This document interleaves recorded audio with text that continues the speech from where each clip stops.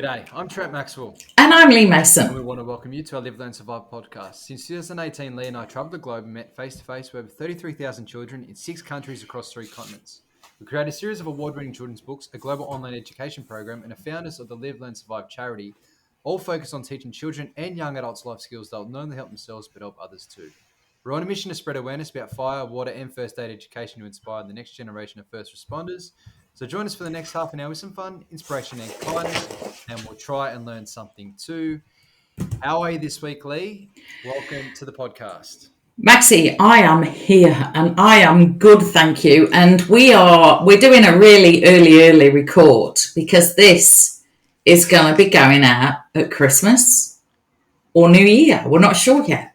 Yeah, between the two. So Yeah, we've got a couple of specials for people. a couple of special podcasts for people. We're always doing our own podcast each week, and we also get some great guests over the last few years. But Yes. today we're going to be interviewing yourself. Exactly. So, we're good at asking the questions of other people. And we thought as a bit of it's going to be the end of the year. We're wrapping it all up. People, might be curious about, well, what would Leigh answer that? Or what would Max answer that? So we've got a heap of questions. And this is our little Christmas special. There's not a bit of tinsel or glitter between us, a bit of a, but anyway. So I am going to just be quiet now. And you are going to ask me the questions. Yes. So the way it's going to go, everyone, we've got about 20 questions here, and we're going to go through. We're going to have a chat like we usually do when we have guests on, and we're going to learn a little bit more about Leigh and Live, Learn, Survive. So it's very exciting. It's the first of its kind, and I'm sure people listening, watching, will learn something new. So I'll do my best, Maxi, and I hope I make a good guest for you. you will. I reckon you will. Okay, let's give it a go. So question 1, what was your career path like before founding the charity? Did you always know you'd work in the area, or did your journey evolve unexpectedly? Did it evolve unexpectedly? Absolutely it did. So did I always know I'd work in this area? Absolutely not. Not even a clue or a chance of it is the answer to that. So yeah, absolutely it evolved unexpectedly. But yeah, my career path, people may, if they've listened to the podcast before or whatever, they will know that I was born and I grew up in England in a suburb of Nottingham called Long Eaton, which, for a bit of history, because we love history, was actually the birthplace and the home of lace. So Nottingham lace comes from our town. Industrial town, school, comprehensive school, massive school, 1,500 kids in our school. That's a lot of kids. That's a lot of kids, big school. I was bright, but I wasn't particularly academic. And that kind of industrial town. So I went straight into, didn't go to uni, straight into one of the local companies that was a lingerie and a swimwear manufacturer. So I spent my whole career right up until even after I met you, and I'm just kind of closing it now in the fashion industry. So I'm a garment engineer by trade, which for anybody who doesn't know anything of things like that, if you a designer might design a bridge. So say the Sydney Harbour Bridge. Yeah. You could all draw the Sydney Harbour Bridge, couldn't you? Straight line, maybe not. Circle, straight line, circle at the top. All the things. But then the engineer is the person that makes sure that the traffic will be able to drive over it. So a garment engineer would we could all draw a T-shirt. But how would that seam not rip? How would you be able to get it over your head? How would you be able to move your arms in the armhole? How many stitches would you stitch in it? All those kind of things. So never thought about it that way. That was my trade. That was my bit of the jigsaw. So that was a brilliant career. Took me all over the world because manufacturing spread globally. So very, very lucky. I worked in the States. I worked in Sri Lanka. I'd been to Istanbul. I'd been to many, many places, thanks to that incredible career and actually setting up factories. So it wasn't like I was going to fashion shows or, the glamorous bit of it. I was in the factories. So love a good factory. Down in So sorted. yeah, exactly. Like your dad building that wall, Maxi. Build the walls, build the houses. So yeah, that was my background. Yeah, and considering we've known each other for over 10 years, I've heard that story a few times, but people listening and tuning in probably didn't realise that. And actually, the way that you explained how an engineer, textile, Garment engineer. Garment engineer, the way the analogy that you used about the bridge, it's a good way for me to visualise that. And so, yeah, I thought it was pretty cool. Thank you. That's good. So first question, I went okay, Maxi. Good. Yeah, okay, next one. What inspired you to start Live, Learn, Survive? Was there a specific moment or experience that sparked, your passion for the fire and water safety education? Well, meeting you, my dear friend. So basically, we met, as a few people know, because you swimwear. You wore a lot of swimwear, or I made a lot of swimwear, and that's what brought us together. And then we took those kids for that swim at Sunrise, and it was absolutely took me in an instant back to my childhood. So I stood on the side of the pool. I watched these kids talking to you and asking questions. And there was this little switch in my brain that went, I have been here before. And it was literally, I thought, whoa. Here we go. I can still remember a day. I actually swam at that pool yesterday, and I never don't go to that pool without thinking about that moment. And the reason, and I think a lot of people think that I, like working with you, obviously, who wouldn't, just because you're, a great guy, but because, it takes me back to what my mum did. So it was all around my childhood. I was a student swimming teacher, learnt life-saving skills, all the things that you talk about. It was like you were reinforcing something I knew when I was young. Apologies about that, Leigh. We had some technical difficulties. However, you were saying about the answer for question 2. Yes, so basically I was saying meeting you and then recapping it took me straight back to my childhood, because people think that, I think I said that, why wouldn't I want to work with you just because you're a great guy? But actually, it took me back to my childhood. So, I'm not just a Maxi super fan. It's actually, I get it. I get what you try to do every day when you're out there, because that was what my mum did. So, awesome. So that's what started it all off. It started all off, but obviously we had the Sunrise at Bondi partnership at the start. And then I think our first trip to England was what kind of sparked the actual Live, Learn, Survive. So you want to elaborate a little bit? It did actually, because you were going to Europe, if I remember rightly. You were going to Europe. I was going back to the UK. I hadn't been back in 10 years. I had a significant birthday. I was turning 50 and didn't know what to do for my birthday. So I thought, I'll go and see my mates. And then we got the invitation from Mr. Sponge down in Southbourne, which was actually very close to where my godmother lives. And it's almost like, there was something, I think, happening, telling us. And I said to you, do you want to go to England for a week before we go to, before you go to Europe? And we were like, yeah, why not? And off we went. And then it was like, that was, it took another level then, didn't it? Because we just saw the kids that came out. We just saw, and I think we just had so much fun, didn't we? It was like... We did. We had a lot of fun. And it was great to meet those people. And those people that we did meet on that first trip were kind of the stepping blocks for us to go back the second and third times. Exactly. And it was brilliant. So there we go. stuff.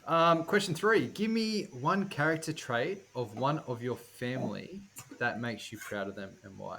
So I thought about this one. My granddad, Billy, who you've got to have a granddad Billy. I have a granddad Billy.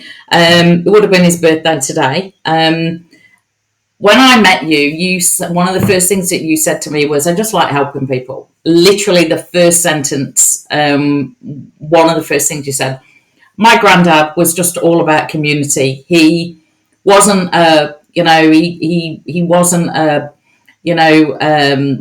brilliantly academic businessman or anything like that. He was just a simple man. Went to church, and what he did at church was he started a thing called the care group, and all the care group was to look after the elderly people in the community that maybe couldn't get to the shop to buy something or other. And every time that someone in the care group was sick, my granddad would turn up on the doorstep with a get well card and a few flowers that he'd picked out the churchyard. He looked after the church grounds. He was the gardener. And I just think it was just so simple, but that's what counts, isn't it? Like looking after people.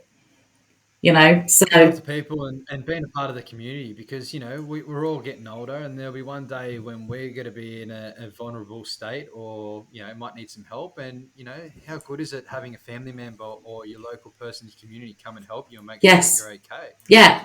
It's a beautiful thing. Particularly like if you've got like family that maybe move away, or kids that have now living in a different town or something, like or you maybe can't get out to meet your usual group of friends at the afternoon tea or something.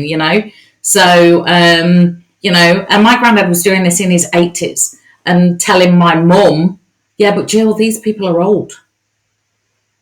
And he was still on a push bike in his 80s, like taking his cards and things around. So looking after the old people. So, yeah, so there you go. Billy. Good on him. Billy Wells. Mm-hmm. All right, question 4. Tell us about a time in your youth when you stood up for what is right rather than bow down to peer pressure. Oh, I've got a good story for you here, Maxi, about this one. I thought about this. You don't know this story, I'm pretty sure. And I was very young. So I was, I think, probably 15. Yes, I was 15, just before I came to Australia with my mum and dad. And mum and dad had saved for years and years for this trip. And a school trip came up to go to Germany. And I was doing German at school.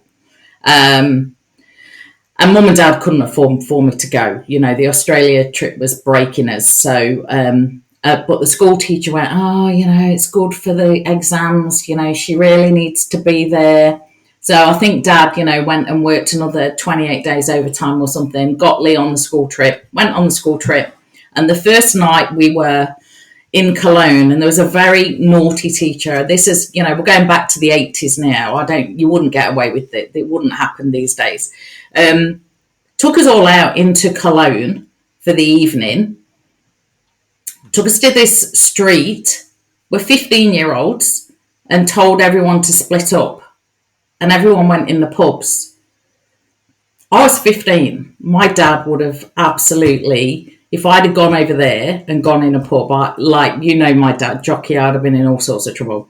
So I didn't go in the pubs. There were 6 girls, stayed together with the other teacher that had gone on the trip, and she took us a little sightseeing tour round. We did the little night tour of the Cologne's got an amazing cathedral. We walked all the rest of it. We walked for hours.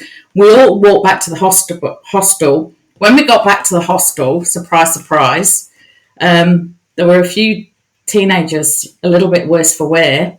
The teacher looked a bit dusty as well.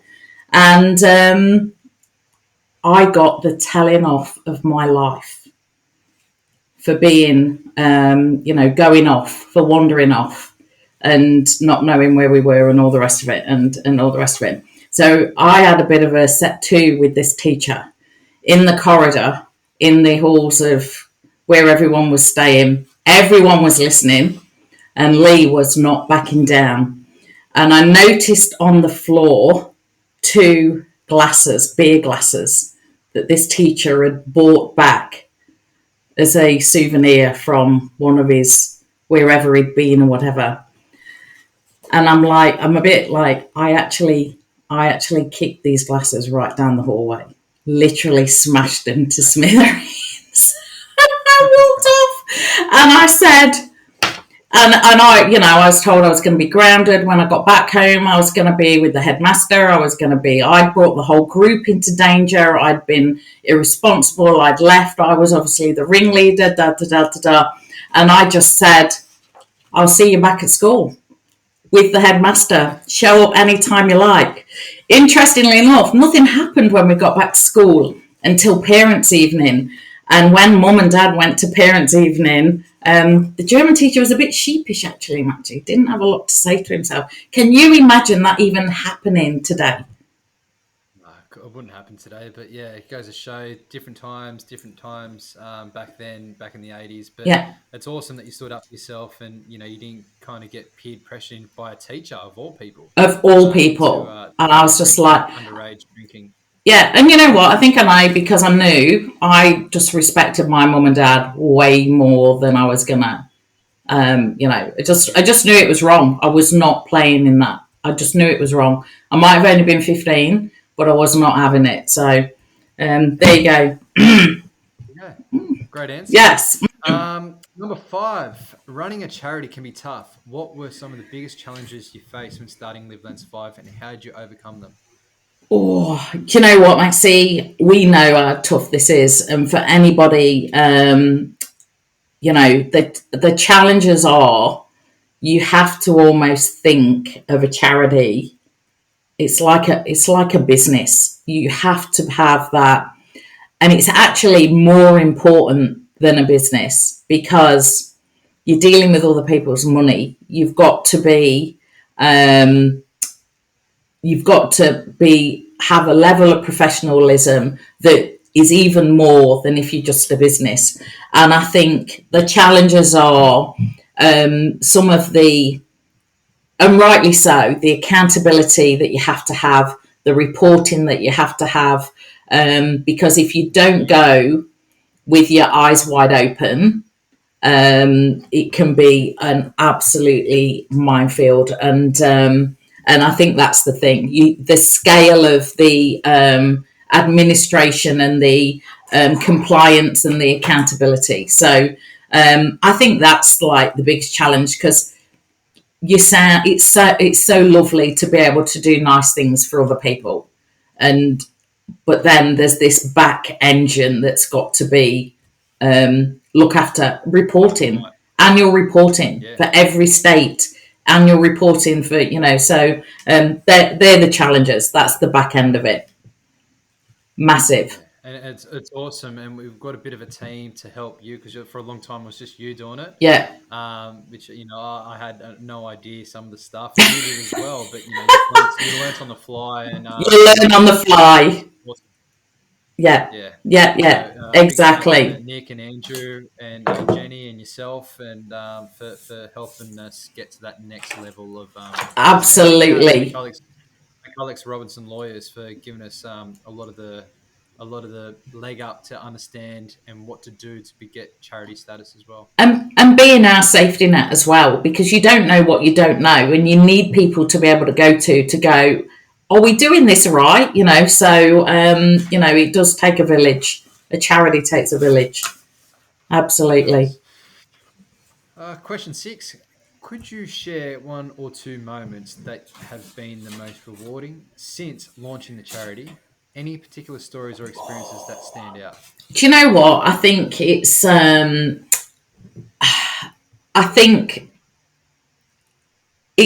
the charity bit has almost just been like the building of the other things with Live, Learn, Survive. So I try to think of it's the little things, and it's never like the one big thing, but it's like the little thing. It's like, and for me, it's always about when someone's made something. So I try and think about remember when Anika going into uni in St Andrews, and in her first class going into medicine, knew the answers to some of the cardiac lessons. and people couldn't believe that she knew the answers. That makes me really proud. Recently, B, that we met, and 33,000 people we've met, we wouldn't possibly remember everyone, and we may never have not remembered B without the message to say she went up and joined a life-saving club and was competing on the Gold Coast. Like, things like that, Hundreds and hundreds of stories. hundreds of them. Emily Hendo, we met on a beach, as shy as you like, has been lifeguarding on the Gold Coast. And even little Naz, the little guy, I watched him last week, and I might have mentioned this on an earlier podcast, that I just watched him down the surf club, cleaning out, putting the witches' hats away, cleaning out the back of the truck. What kind of 10-year-old just does that without being told?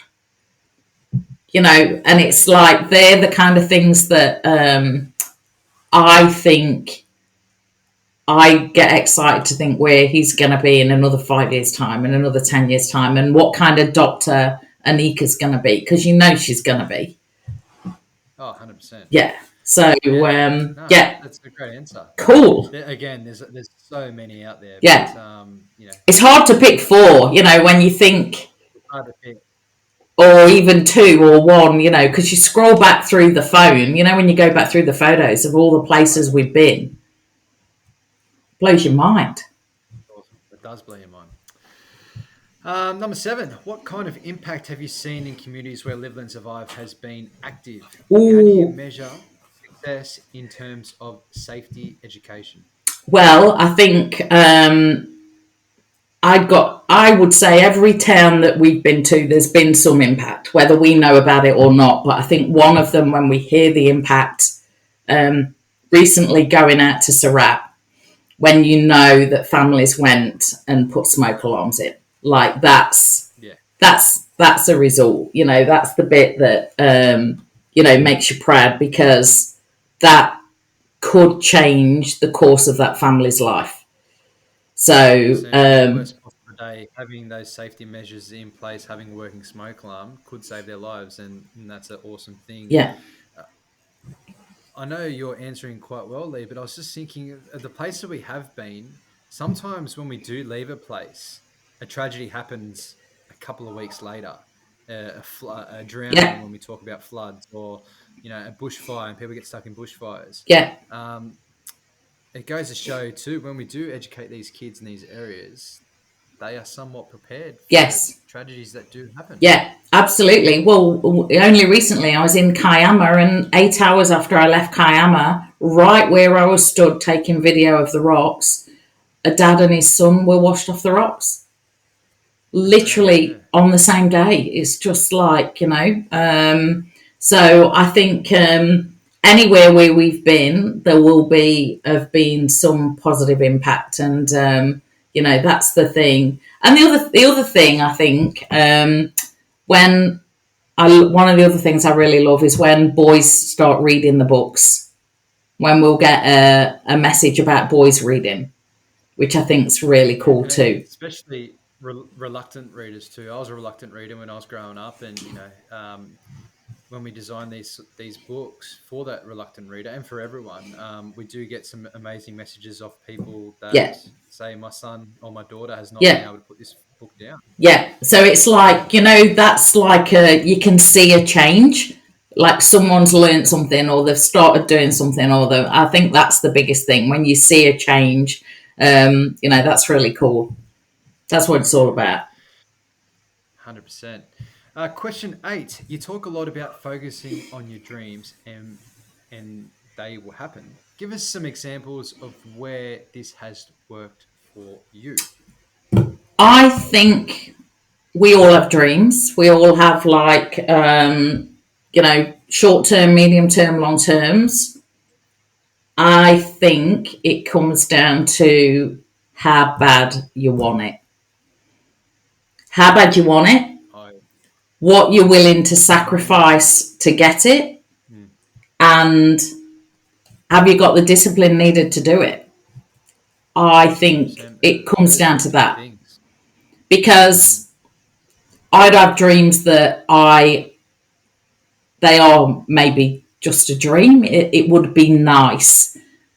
But if I'm not prepared to sacrifice things to get it, and I'm not prepared to like kind of put in the discipline needed to whatever, they are just a dream. It's the steps and the discipline that makes it the dream. And probably the ultimate dream for me was being able to live in Australia. And that was a huge sacrifice. Yeah, no, it's a lot of the time too, you hear people that have these dreams and don't do those three things you just mentioned.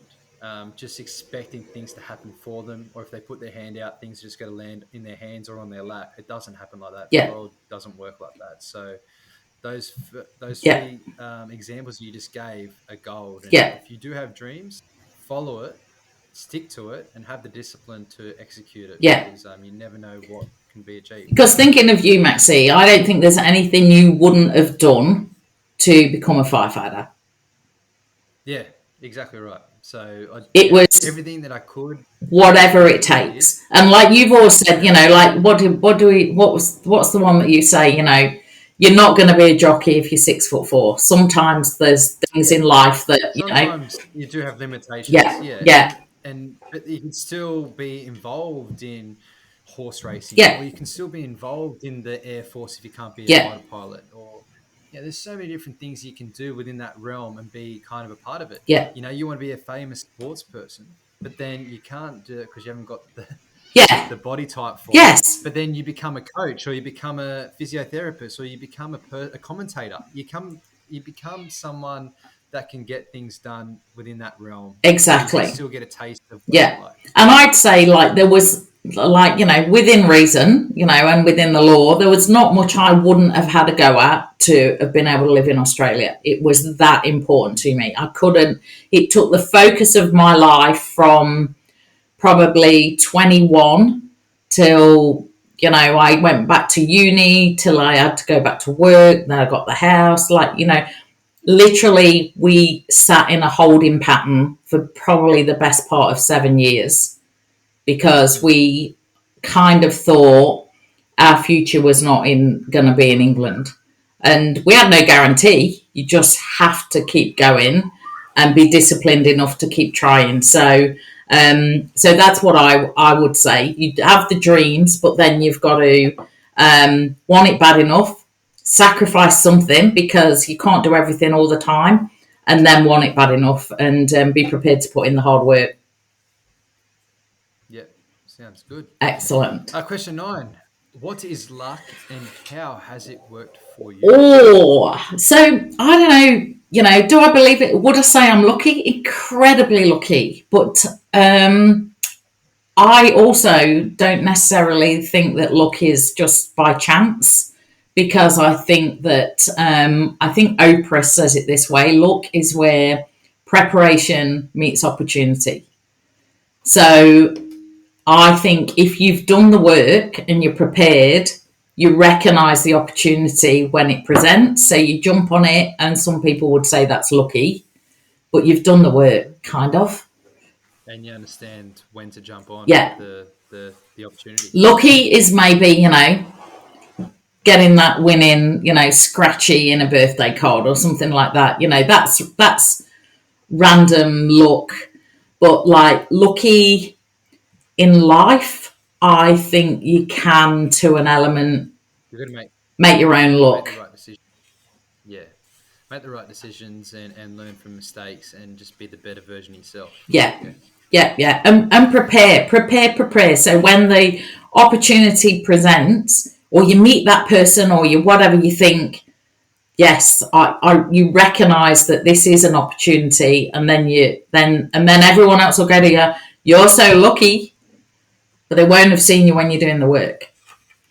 No, they don't see the work. They see They only see the 1% of the 100%. The 99% of what it is the work to get to where you are, and the 1% is it's luck. Yes, exactly. So you know, it's like the Olympian that, you know, gets the, you know, the swim of their life in 2.5 minutes. It's not really about the 2.5 minutes.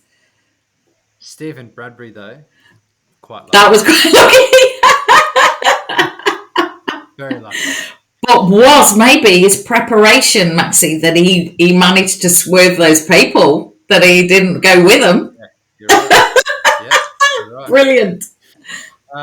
Question 10. How has founding and running Live, Learn, Survive changed you both professionally and personally? Oh, okay. So, professionally, oh my gosh, I love learning. I'm like a little curious kid. I like learning new stuff. When I'm not learning new stuff and I'm bored, that is just a nightmare for me. So, all those challenges that we just talked about, that's part of the things you hate and the things you love, because you've got a chance to learn new stuff. So from a point of professionally, there's been a huge amount of personal growth because, I've learned new things, and I think you even have that feeling of added responsibility, because to be a boss of your own business is a brilliant thing, but to be the boss of a charity, I think, comes with an added kind of responsibility of, you've been given people can give you money and you can use it well. So I think professionally that's like a real privilege. And then personally, oh my gosh, it's like, it is literally I love my my other career, but the people I get to meet, the people that we've met, that we've not just met and then have stayed, like, oh, it's someone where we went, but they stay in your orbit because of social media, because of of the way the world is these days. Distance isn't as like it was when even I left England. So I think to be able to have a purpose, to be able to do nice things for kids, that's what gets you out of bed in the morning. And so I think it's the most rewarding thing I've ever done, and I take it as an absolute privilege. Very proud of it. Great answer. Question 11. What one character trait is essential in friendship and business? Look, you know what? I think friends, business, I trust and respect. I think I think if you treat people how you want to be treated, you're not going to go far wrong.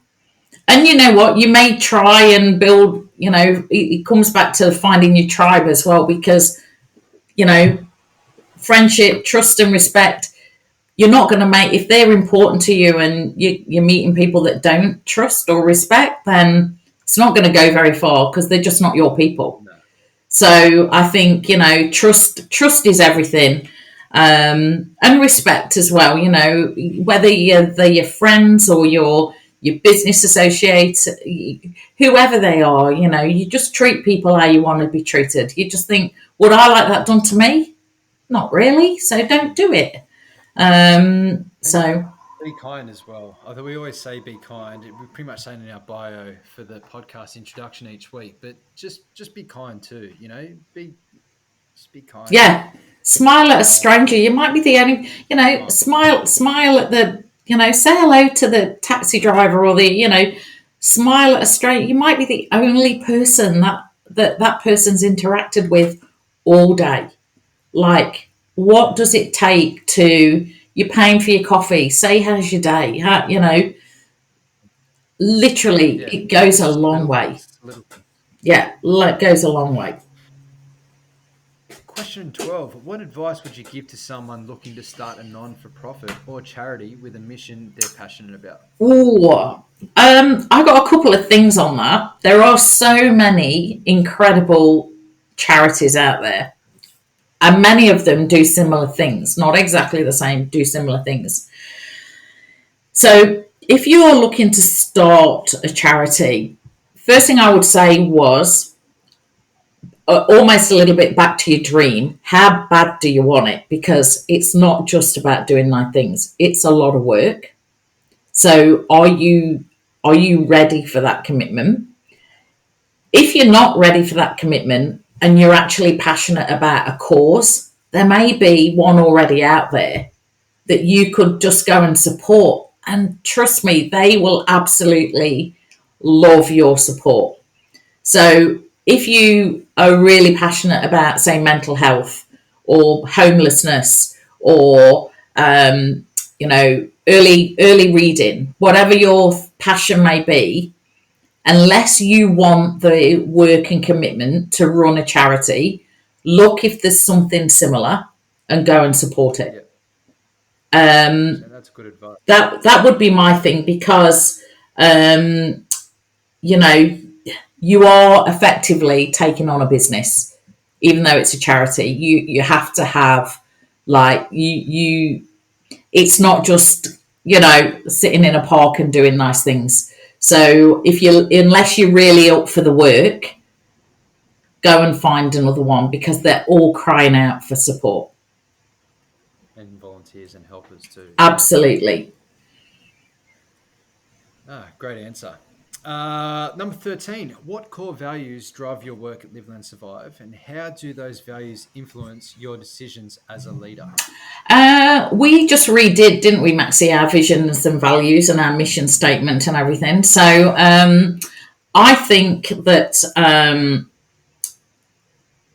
if you bring every decision as a leader back to your values, you're not going to go far off. So,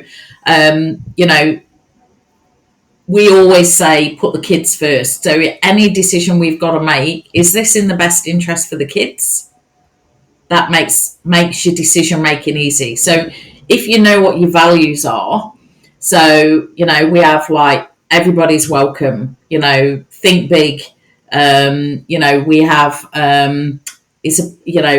all those core values. If you relate your decisions back to them, it really actually makes your decision making quite easy. Quite easy. And you align yourself with the values, and you're speaking and you're preaching what you are trying to tell other people, that what you and Live, Learn, Survive is all about. Yeah, so exactly. It's a win-win. Yeah, exactly. In the process of educating others, what personal values do you hope to instill in the communities you work with? I think it's this one. It kind of all carries on, because what we just said about being kind, if you're going into a community, you are responsible for the energy that you take there. You and I get out of a car have got out of cars in many places around the world knowing no one. We get out a car and we go, hello, Leigh, we're Leigh and Maxi from Live, Learn, Survive. We've come to spend the afternoon with you. It's like, if you treat everyone how you want to be treated, be kind to everybody, be friendly, be this, be that, it's those kind of things that then will mirror back to you. So it's like, and then they may think, oh, that's how we're going to be in the future. Or if you give out what you want to receive back, then hopefully that is what other people receive as well. And they may take a bit of it and spread the love. Yeah, spread the love, and then, in a perfect world, get us back to come again next year, or visit them again, or teach and educate kids what we are trying to do, and make sure that their kids are safe as well when they're doing their stuff around the schools or the community groups or the sports clubs that we visit. Absolutely. So, yeah. Absolutely. Brilliant. Good stuff. Question 15. How do you inspire and motivate volunteers or team members at Live, Learn, Survive to share your passion and vision? Oh, look, you know what? The thing is, it's one of the things that we always say, it's like finding your tribe. So a charity, we're just talking about our difficulties. We have a code of conduct. Anyone who's involved in the organisation has to adhere to the code of conduct. By default, the people that are going to come in are going to be shared values, shared vision, shared similar, they are going to be from your tribe. Therefore, it makes it easy. If you get a wrong hire, and happens in companies and organizations every day of the week, all around the world, it's very quickly easy to spot that person. And you just, this is where it's a hard thing when you're the leader, because you sometimes have to make tough decisions and you're not necessarily there to be liked. You have to do what's right by the charity. So I think, by finding your tribe, you can tell if people are genuinely passionate about it, or if it's just a stepping stone to someone else, or if it's it's just something, particularly when you're a charity, people are aligned with a cause or they're not. We can't all be interested in the same thing. Maybe, ovarian cancer, it may be, like I say, MND, there's, so many things. I think the fact that people show interest in your charity, there's obviously something there that's a link or a connection. So I think, you very quickly can tell people. And again, if you work and operate by your values, you'll really quickly see someone that doesn't fit in. Yeah, no, 100%. And that's so important why, us and other businesses and charities have code of conduct, because you want to make sure you dot your I's and cross your T's and make sure you have the right people in the right places that align themselves with your values as well. Yeah. And are just good people. Exactly. Back where they can. Yeah, exactly. Question 16. As a leader in your field, how do you ensure that your team and volunteers at Live, Learn, Survive share and uphold your values? I think we just did that one, didn't we? Was that the one? Was it? Or was it the same question? No, it's passion. Oh, passion and vision. They were similar questions. Sorry, Maxi. So as a leader in your I answered the first one as the second one. So yeah, maybe I sorry, I went to the wrong answer there. So yeah, it's very, very one and the same. So it's like the vision and the values, and again, finding your tribe. So excellent. Which the question before was a great answer, Leigh. So it carries over into that one. Question 17. In challenging times, what personal beliefs or values do you lean on or stay true to your mission? Do you know what? I think with anything, you've just got to stay true to yourself. You've got to stay true to yourself.